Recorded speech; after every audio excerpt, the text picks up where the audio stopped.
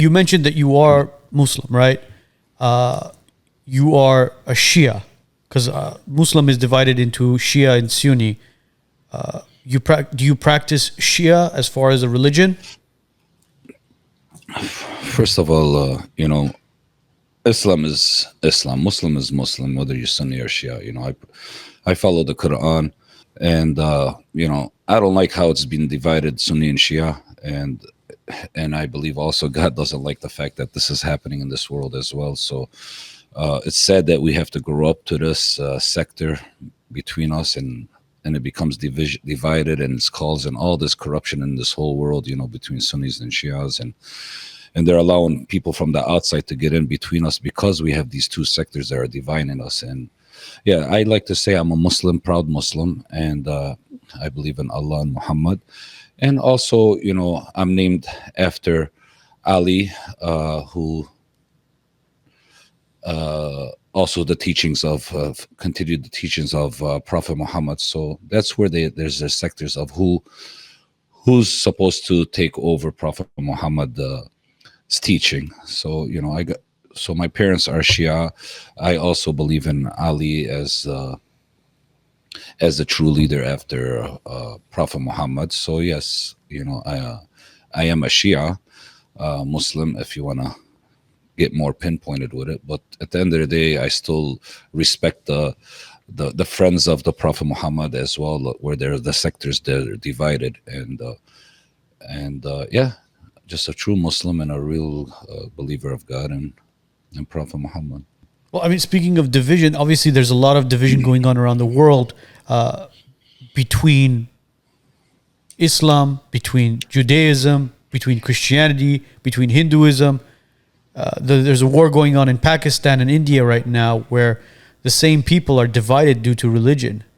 And obviously, when you dig deeper into who was responsible for the division, you go back to Great Britain and the provinces and the territories that they created in order to divide these individual people who are the same people, but religion divides them.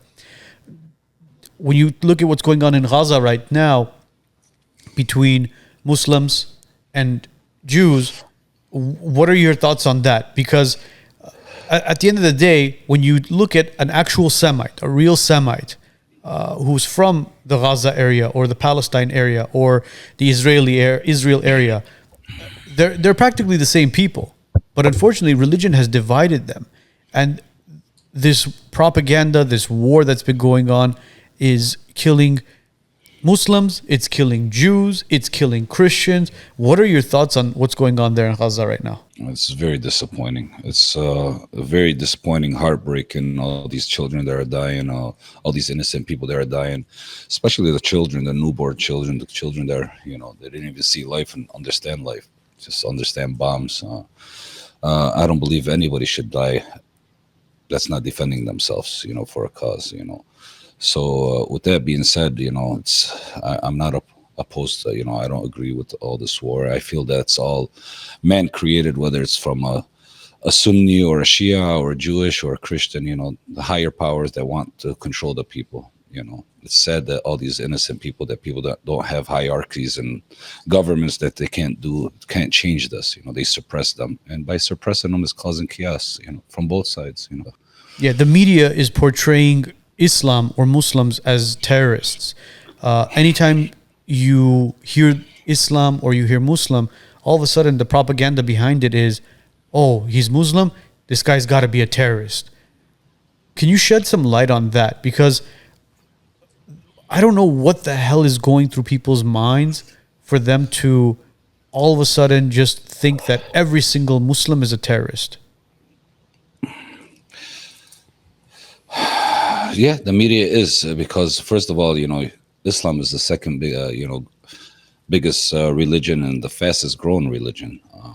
I believe it's 2 point something billion Muslims and 2.5 billion Christians, and I think like 12 million Jews in the world. And it's back again. I believe it's all has to do with the higher people that want to believe in their own faith the way they want to believe it and run everybody that way too. So it's regarding, Muslims are terrorists. There's terrorists in every sectors of religion. But sadly, they want to divide the Muslims. First of all, make the Muslims look bad so the religion stops growing. That's number one. Why we're gonna have Muslim be the number one religion? So that's a man trying to control that, and a man that's behind social media, a man behind movies, movie celebrities, and all this, and news and all that. Whatever they can do to stop the growth of Islam. And the best way is to make them out look like they're bad and they're terrorists. And nobody points out the terrorists that's happening in every country. Every country, for every religion, has terrorists in them. It's fascinating. It's fascinating you say that, because when you look at some of the wars going on in Africa right now, a lot of those are terrorist attacks. There's genocides that are going on in Africa right now that nobody's talking about. Nobody wants to bat an eye. But for some reason in the Middle East, there's this, like as we mentioned, there's something in that land or something in that area that the United States, Great Britain, Russia, all these countries, for some reason, they have their finger on the Middle East. It's a holy land. Well, when you say you're surprised, I mean, look at Hollywood, right? In Hollywood, in movies, all terrorists pretty much are portrayed by Muslims. Yes. Right? But if you look at the definition of terrorist, right? It's basically somebody who causes terror, correct? So that could be, for example, it doesn't say Muslim, exactly. It doesn't say Muslim. But then if you look at, but what we see on the news is, for example, and this is how it's portrayed. I'm speaking as as an outsider, as far as what I see on the news is, anytime there's a discussion about, terrorist bomb this country or terrorist bomb this city, it's usually, if not always, Muslims. And that's why the way people see it now, it's being portrayed as all Muslims are not terrorists, but all terrorists are Muslim. That's how it's being portrayed. And knowing that, and I'm sure you see it on the news, and you see obviously with what's going on in Gaza right now, even but previously with 9/11 and Iraq War and the Desert Storm and all, always terrorist, and it always involves Muslims. So how do you defend that, knowing that that's how it's portrayed around the globe, where all Muslims are not terrorists, but all terrorists are Muslim?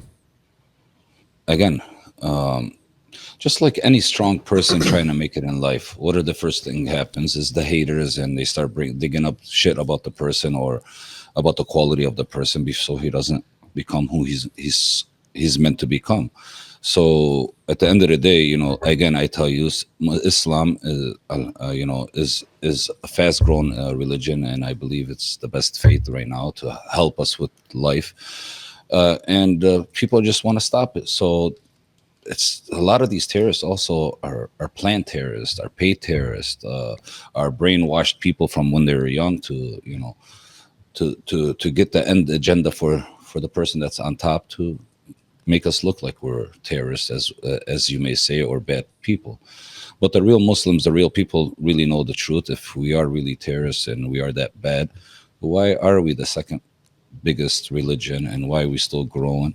So they're just trying to stop it, and they're also causing fitna, as we say in Arabic, causing chaos between sides, breaking them into Sunnis and Shias, and creating problems within them, instigating problems within them, and low educated people, whether they're in a certain sector of the group of Islam, not qualified as a Muslim the right way, brainwashing them, and just like any person, anything that's happening in this world, well, I think you're the fastest growing religion, because you guys are having more kids than anybody. Plus you have a bonus where you can have up to 4 wives, right? So.